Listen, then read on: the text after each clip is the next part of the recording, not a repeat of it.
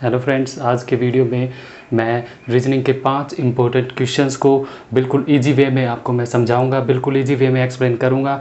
और ये जो क्वेश्चन है वो अलग अलग तरीके के हैं और रिपीटेडली कॉम्पिटिटिव एग्जाम्स में पूछे जाते हैं ये वाले क्वेश्चन, इसलिए मैं इसको 5 इम्पोर्टेंट क्वेश्चन बोल रहा हूँ। वो काफ़ी ज़्यादा इंपॉर्टेंट है और इस वीडियो को देखने के बाद इस प्रकार के क्वेश्चंस को करने का आपका जो है अप्रोच चेंज हो जाएगा।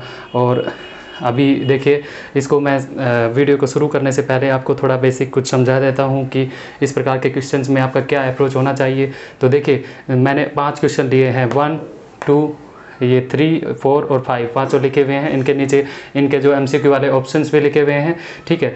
तो देखिए, सबसे पहले मैं कुछ बेसिक आपको बताता हूँ। जैसे एक टेबल वाले क्वेश्चन आते हैं, ऐसे यहाँ पे आपको कुछ भी अंक ऐसे टेबल में आपके लिखे रहेंगे, ठीक है। तो कहीं भी आपको जैसे मान लो कोई भी अंक, जैसे एग्जाम्पल के लिए ऐसे लिखा रहेगा 10, 5, 2, और यहाँ पे जैसे स्पेस छोड़ देगा, यहाँ भी कुछ ना कुछ आपका लिखा रहेगा, ठीक है। तो आपको या तो बीच वाले का अंक कोई भी दे देगा, या फिर यहाँ पे आपका क्वेश्चन मार्क दे देगा कि ये वाला आपको बताना है कि यहाँ पे आपका कौन सा नंबर आएगा, कौन सा अंक आएगा, ठीक है। तो वो आपसे पूछ लिया जाएगा। तो अभी देखिए, सबसे पहले मैं नंबर 1 आपको बताता हूँ कि इस प्रकार के जो टेबल वाले जो क्वेश्चन आते हैं, जो कि मैंने क्वेश्चन 1 और 2 लिए हैं, उसको भी मैं आपको एक्सप्लेन करके बताऊंगा जब समझाऊंगा इसका। जब हम इसको सोल्व करेंगे तो मैं आपको इसको डिटेल में बताऊंगा। लेकिन उससे पहले मैं अभी थोड़ा बेसिक आपको बता रहा हूँ कि जो टेबल वाले के जो क्वेश्चन आते हैं उसमें देखिए हमको क्या देखना रहता है। नंबर 1, सबसे पहले आपको ये देखना है कि जो है आपके जो नंबर्स इसमें जो लिखे रहते हैं वो कहीं एक साइड में कहीं बहुत ही ज़्यादा मान लो आपका लिखे हुए हैं। जैसे कि यहाँ पे जैसे 10 लिख दिया, यहाँ पे 20 लिख दिया, और यहाँ पे आपका 30 लिख दिया, ठीक है।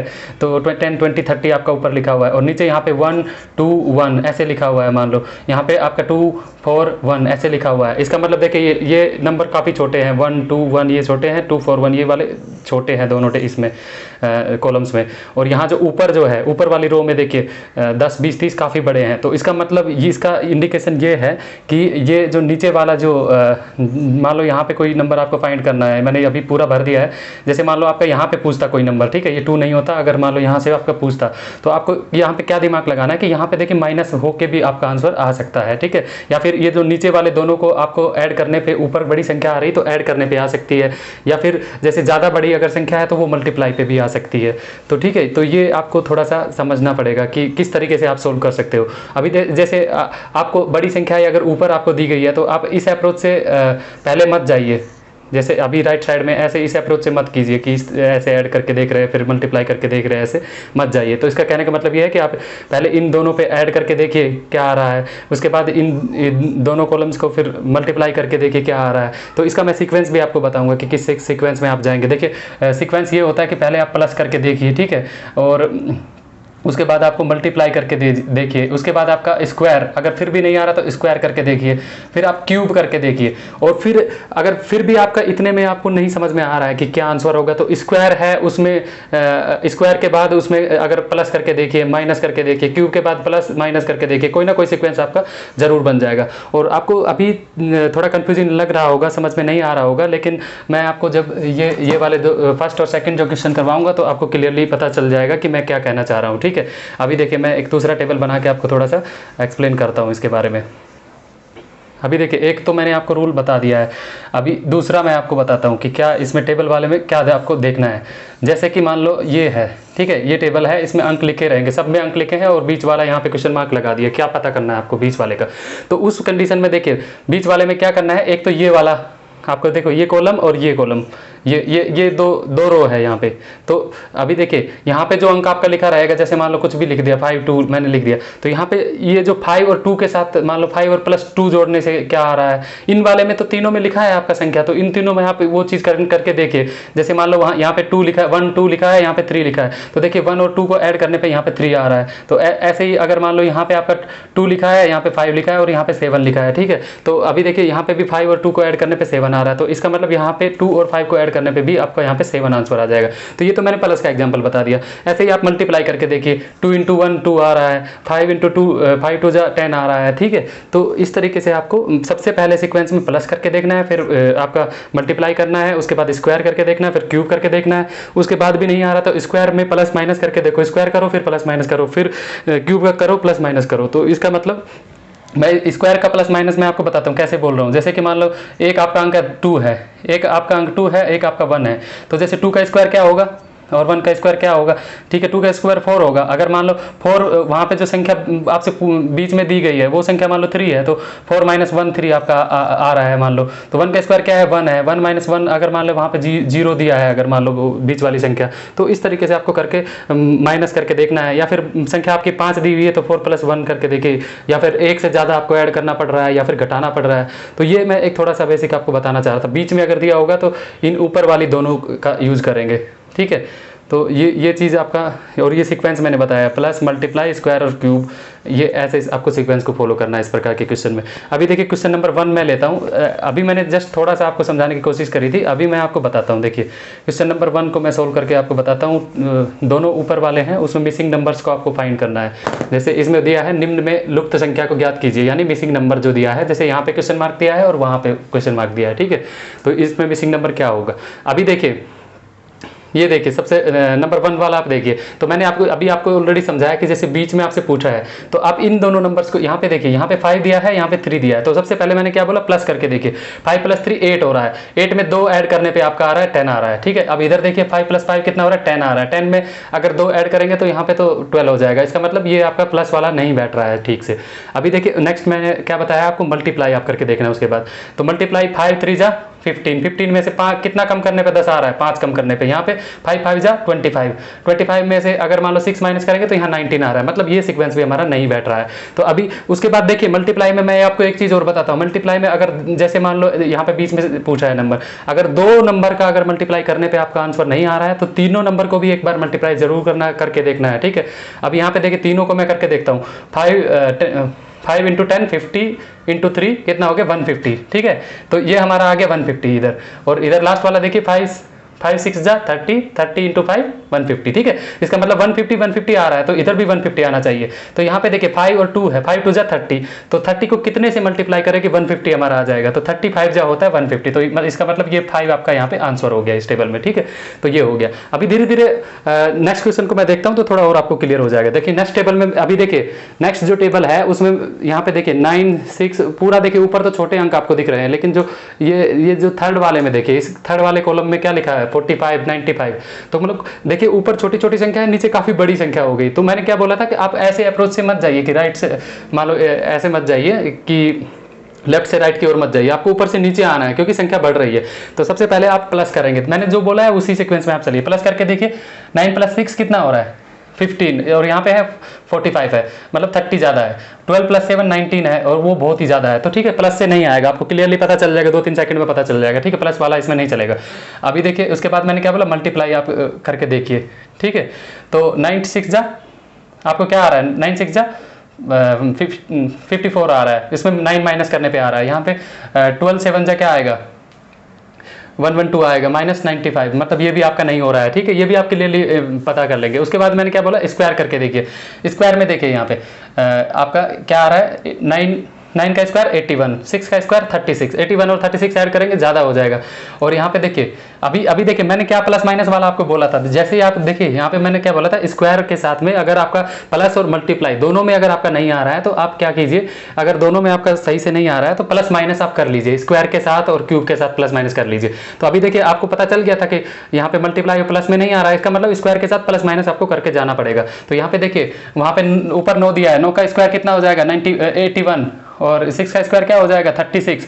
तो 81 और 36 को आप यहाँ पे जोड़ने पे तो 45 आएगा नहीं, तो घटा के एक बार देखिए क्या आ रहा है। तो यहाँ पे देखिए 11 में से यहाँ पे जाएगा तो 6 जाएगा तो 5 आ जाएगा, 7 में से 4 जाएगा 45 बच जाएगा। यहाँ पे 81 में से 36 माइनस करेंगे तो 45 आपका बचेगा, इसका मतलब आ रहा है, ठीक है। ऐसे ही आप वहाँ पे 12 का स्क्वायर करिए, कितना है 144 आता है 12 का स्क्वायर, और 7 का स्क्वायर 49, इसमें से अगर माइनस करेंगे तो बिल्कुल सही है 95 आपका आ रहा है, ठीक है। तो इसी के अकॉर्डिंग आप वहाँ पे थर्ड वाले उसमें देखिए, थर्ड वाले कॉलम में आपका 8 का स्क्वायर क्या आ जाएगा 64, और 3 का स्क्वायर आ जाएगा 9। तो 64 इसमें से 9 आप माइनस कर दीजिए, ठीक है। तो 9 को आप माइनस कर दीजिए तो कितना आ जाएगा, ये आपका 55। तो 55 जो ऑप्शन में है वो आपका सही आंसर हो जाएगा। अभी देखिए नेक्स्ट क्वेश्चन देखते हैं। क्वेश्चन नंबर 1 2 हमने कर दिया है, ठीक है। और यहाँ पे 1 में 5 आया था ना, 5 पे टिक लगा देता हूँ। अभी देखिए यहाँ पे थर्ड क्वेश्चन में देखिए, एक पासे की 4 स्थितियाँ नीचे दर्शाई गई है, जब ऊपरी फलक पर 2 है तो नीचे कौन सा अंक होगा, ठीक है। तो इस प्रकार के क्वेश्चन में देखिए आपको ये भी दे सकता है कि इसके सामने कौन सा अंक होगा या फिर विपरीत दिशा में कौन सा होगा, सब सेम चीज़ है, ठीक है। पासे में क्या होते हैं, 6 अंक होते हैं, 1 2 3 4 ऐसे 6 अंक पूरा अपना लिखा रहता है 1 से 6 तक। तो उसमें आपसे ये भी पूछ सकता है कि विपरीत साइड में कौन सा है, अपोजिट साइड में मतलब वो सामने कौन सा है, तो वो मतलब सब सेम चीज़ है। और यहाँ पे 2 के नीचे पूछा है तो वो भी सेम ही चीज़ है, ठीक है। कोई भी चीज़ देगा आपको वही चीज़ चेक करना है। तो पासे वाले में मैं आपको बता देता हूँ कि जैसे मान लो आपको कोई भी अंक दे दिया जाएगा, जैसे कि मान लो 2 दे दिया आपको, ठीक है। तो पासे में 2 के अलावा और भी अंक आपको दिखाएगा, ठीक है। क्वेश्चन में आपको 2 के अलावा मान लो आपको 5 दे दिया और जैसे मान लो 4 दे दिया, तो 2 आपको अंक दिया है कि 2 के विपरीत आपसे पूछा गया है, तो 2 के यहाँ पे 5 और 4 आपको दिया हुआ है, ठीक है। 2 जहाँ पे दिया है वहाँ पे जो टेबल में जो दिया है उसमें जैसे मान लो 5 और 4 दिया है, यहाँ पे देखिए जैसे 2 है उसके साथ में 6 और 3 दिया है, तो ठीक है। तो इनमें से किसी एक को कॉमन लेंगे, जो 5 और 4 को किसी एक को कॉमन लेंगे। और जो अपने वॉच होता है, वॉच कैसे क्लॉकवाइज डायरेक्शन में, ठीक है। घड़ी की सुई कैसे चलती है, इधर चलती है ना, ऐसे क्लॉकवाइज डायरेक्शन में चलती है। तो क्लॉकवाइज डायरेक्शन में किसी एक को कॉमन लेके हम चेक कर लेंगे, ठीक है। अभी इस क्वेश्चन को मैं हल करके आपको बताता हूँ थोड़ा। अभी देखिए इस क्वेश्चन में क्या है कि जैसे अभी देखिए यहाँ पे 2 के बारे में बताया है कि 2 के विपरीत अपोजिट साइड में कौन सा आएगा, ठीक है, उसके नीचे। तो यहाँ पे 2 के साथ 6 और 3 दिया है, तो 6 को अगर हम कॉमन मान के चलेंगे तो यहाँ पे देखिए 6 3 2 क्या आएगा, देखिए मैं अभी बताता हूँ। 6 3 2 6 को कॉमन मानेंगे। अभी देखिए 6 और कहीं पे दिया है, इन चारों फिगर में से और कहीं 6 है, यहाँ है 6, ठीक है। तो 6 4 5 6 4 5 क्लॉकवाइज डायरेक्शन मैंने आपको बताया। ऐसे ही करेंगे सभी पासे वाले क्वेश्चंस को, देखिए बिल्कुल सिंपल अप्रोच है। अभी देखिए यहाँ पे देखिए 2 के साथ ये अपोजिट में क्या दिखा रहा है, यहाँ पे 5 आ रहा है, ठीक है, ठीक है। बहुत ही आसान ट्रिक है और ऐसे ही आपको पासे वाले क्वेश्चंस को ऐसे ही आपको करना है, ठीक है। अभी एक चीज और बताऊं, आप बोलेंगे कि सर 6 को क्यों कॉमन लिया, 3 को भी ले सकते हैं क्योंकि वहां पे 3 भी है। तो 3 को आप लेके देखिए क्लॉकवाइज डायरेक्शन में 3 2 6 आ रहा है, ठीक है। 3 2 6 आ रहा है, ठीक है, क्लॉकवाइज में 3 2 6। ऐसे ही अब 3 की और किस में है, उस लास्ट वाले में है 3 5 1, ठीक है। 3 5 1 जो अंक मान लो आपको दिया गया है क्वेश्चन में, उसका अपोजिट पूछा तो उसके सामने वाली संख्या ही अपोजिट होती है। जैसे यहाँ पे भी 5 आपका आएगा, ठीक है। तो आई होप आप इसको बिल्कुल समझ गए होंगे इस तरह को। तो अभी हम नेक्स्ट क्वेश्चन पे आपको बढ़ते हैं, ठीक है। तो यहाँ के 2 के सामने 5 है, मतलब बी आपका आंसर ये हो जाएगा, ठीक है। अभी क्वेश्चन नंबर 4 देखते हैं। अभी देखिए क्वेश्चन नंबर 4 ये थोड़ा सा सोचने की वाली है यहाँ पे, ठीक है। थोड़ा ये देखिए, निम्नलिखित में कौन सा आरेख समाज, शिक्षक और छात्र के बीच सही संबंध को दर्शाता है। अभी देखिए आप अपने माइंड में सोचिए, समाज, शिक्षक और छात्र, ठीक है। तो जो समाज है वो ऑब्वियसली बड़ा होगा, ठीक है, पूरा काफी बड़ा होता है, बहुत सारे लोग रहते हैं। तो और शिक्षक और छात्र समाज में ही रहते हैं होंगे, दोनों समाज इतना बड़ा होता है कि उसके अंदर ही रहते होंगे दोनों, ठीक है, शिक्षक और छात्र। अभी देखिए शिक्षक और छात्र क्या मान लो दोनों समान हो सकता है, नहीं हो सकता ना। शिक्षक और छात्र दोनों ऑब्वियसली समाज में रहते हैं लेकिन दोनों अलग अलग है, ठीक है। वो गुरु है, वो शिष्य है, अलग अलग है, ठीक है। तो अभी देखिए सबसे पहले देखिए समाज मान लो सबसे बड़ा रहेगा, जैसे कि मान लो इस टाइप में आपका रहेगा, देखिए ये समाज है, ठीक है। तो उसके अंदर ही दोनों रहेगा, ठीक है। तो ये समाज है, ये शिक्षक है और ये आपका ये आ जाएगा आपका छात्र आ जाएगा। क्योंकि अभी देखिए बाकी ऑप्शंस में आप देखिए इसमें बी आपका ये करेक्ट आंसर हो जाएगा। ये आपका मान लो शिक्षक हो गया तो ये हो गया आपका छात्र, क्योंकि ये दोनों अलग अलग है, वो गुरु है वो शिष्य है लेकिन समाज के अंदर है। तो ये मैंने बड़ा वाला जो है ये आपका ये समाज के लिए बना दिया, तो ये हमारा ऑलरेडी इसमें दिख रहा है, बाकी किसी भी ऑप्शन में नहीं है। अभी देखिए इसमें क्या है कि तीनों को ही देखिए अंदर कर दिया है, मतलब समाज के अंदर शिक्षक और शिक्षक के अंदर छात्र दिखा दिया है। तो अंदर तो तब दिखाएंगे ना जब सेम होगा, तो सेम तो है नहीं, तो ए वाला ये आपका गलत है। उसके बाद उस वाले में भी देखो सब में ऐसे ही दिया हुआ है, एक साथ मिला के दिया हुआ है। तो ये अप्रोच आपको देखना पड़ेगा, थोड़ा सा इसमें थिंकिंग वाला है, ठीक है। तो ये मैंने इंपॉर्टेंट था इसलिए इसको करवा दिया हूँ, क्योंकि लगातार ये रिपीटेड आते रहते हैं ऐसे क्वेश्चन, तो कहीं ये क्वेश्चन आ गया तो आपके दिमाग में क्लिक कर जाए। अभी देखिए 5th क्वेश्चन देखते हैं। इसमें दिया है निम्नलिखित संख्या श्रेणी में एक संख्या अन्य संख्याओं की व्यवस्थाओं का अनुसरण नहीं करती, उस संख्या को ज्ञात कीजिए। इसका मतलब ये है कि जो ये श्रेणी दी गई है 1 2 5 14 41 124, ठीक है, ये जो संख्या दी गई है उसमें एक संख्या ऐसी है जो इस श्रेणी को मतलब का पालन नहीं करती, मतलब जो गलत है, इस श्रेणी के अनुसार नहीं है। तो जैसे श्रेणी पे ये पहले लिख लीजिए क्या दिया है 1 2 5 दिया है, 14 दिया है, 41 दिया है और 124 दिया है। अभी देखिए आपको कुछ दिख रहा होगा कि संख्याएं बढ़ती जा रही है। तो इस प्रकार की अगर कुछ हो तो उसमें क्या है कहना कि आप मल्टीप्लाई करके देख लीजिए, बहुत ज़्यादा बढ़ रही है तो ये तो क्लियर है कि प्लस और माइनस करने से तो नहीं बढ़ेगी संख्या, तो मल्टीप्लाई करने में आपको लगातार बढ़ती जाती है। तो ये आपको इतना थोड़ा सा आपको आइडिया लगाना है इस प्रकार के क्वेश्चन में।